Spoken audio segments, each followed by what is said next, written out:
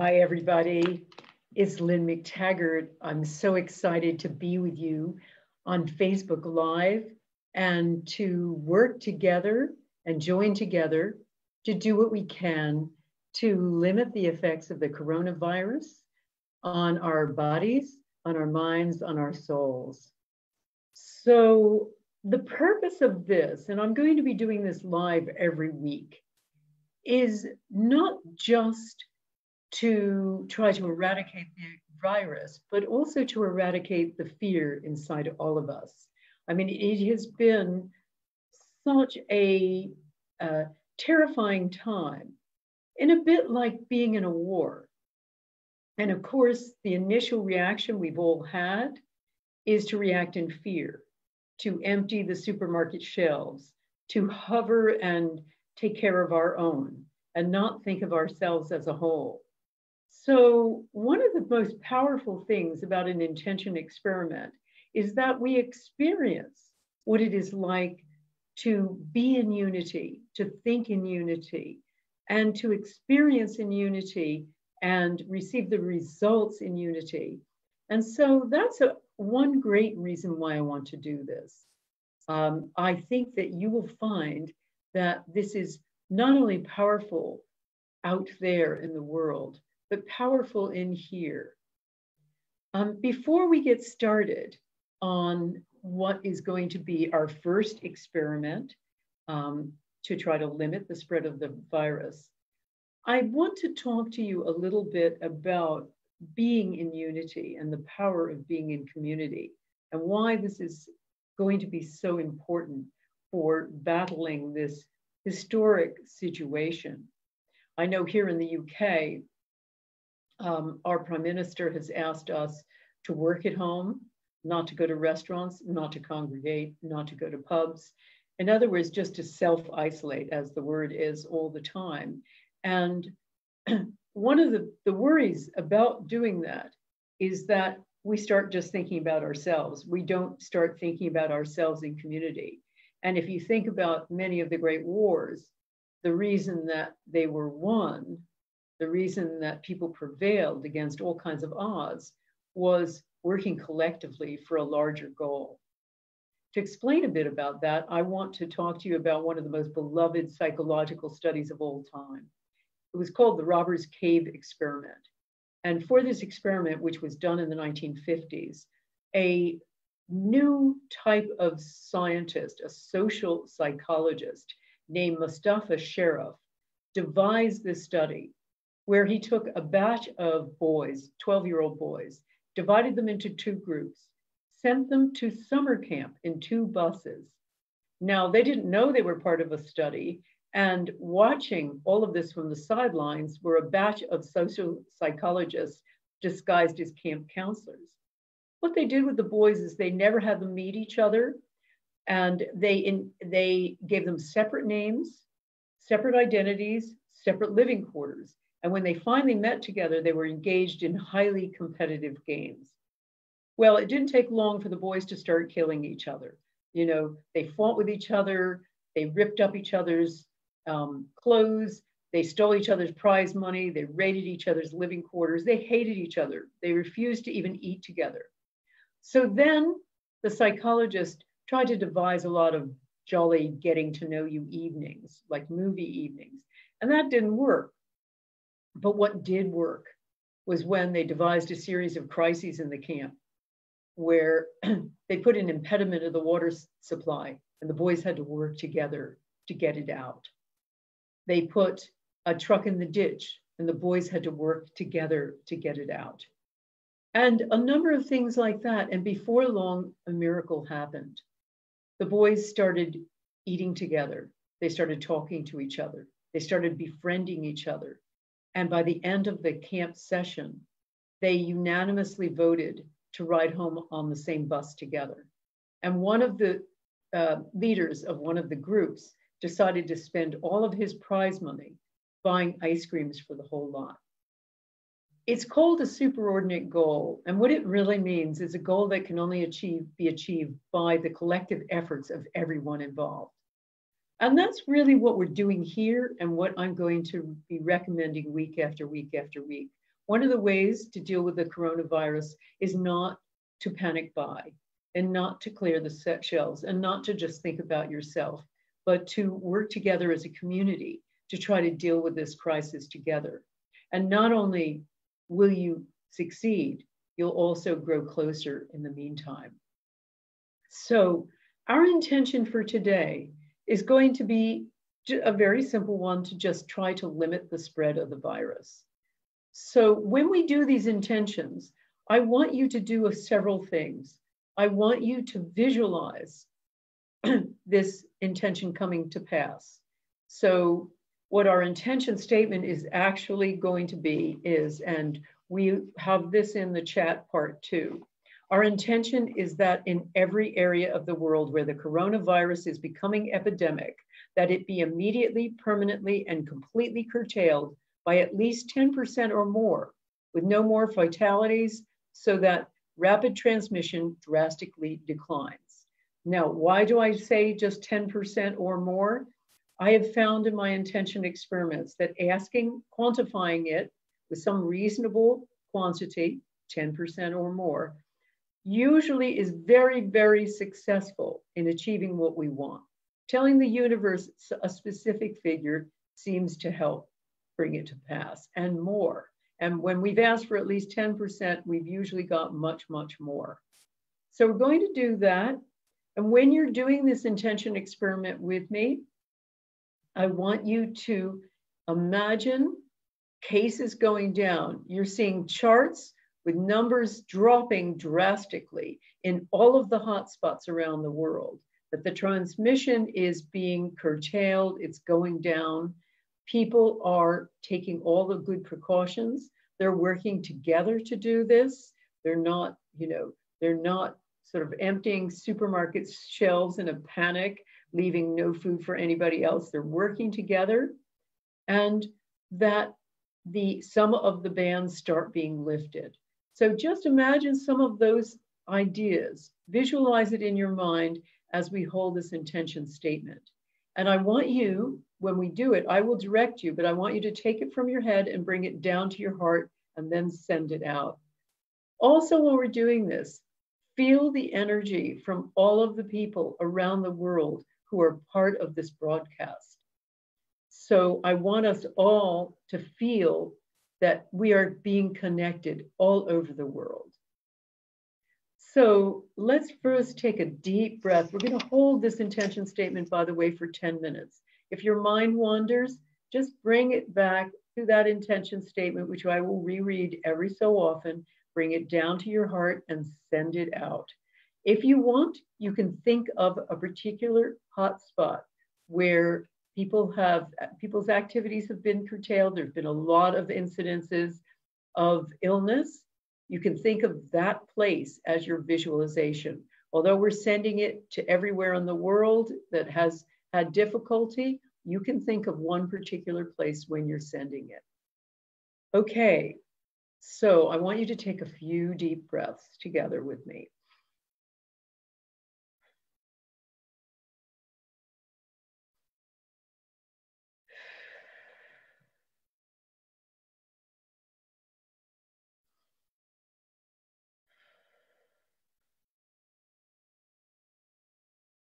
I want you to imagine that you are holding hands with everybody who's on this live webinar.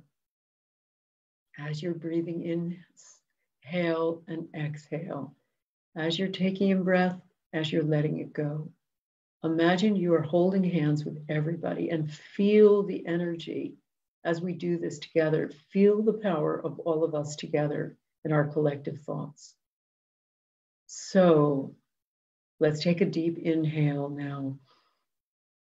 And imagine in your mind, formulate this intention. Our intention is that in every area of the world where the coronavirus is becoming epidemic, that it be immediately, permanently, and completely curtailed by at least 10% or more, with no more fatalities, so that rapid transmission drastically declines.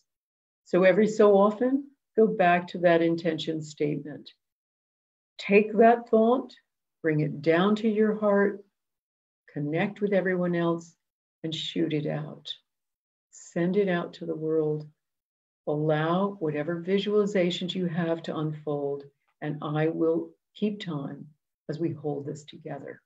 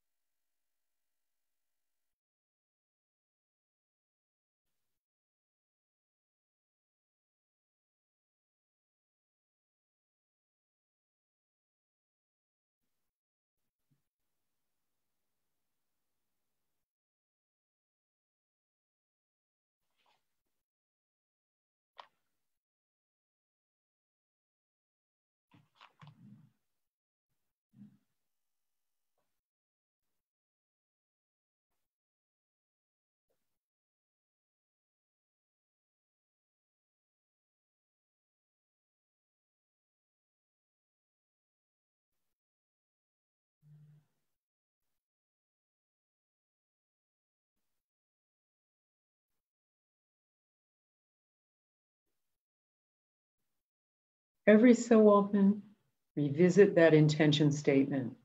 Our intention is that in every area of the world where the coronavirus is becoming epidemic, that it be immediately, permanently, and completely curtailed by at least 10% or more, with no more fatalities, so that rapid transmission drastically declines.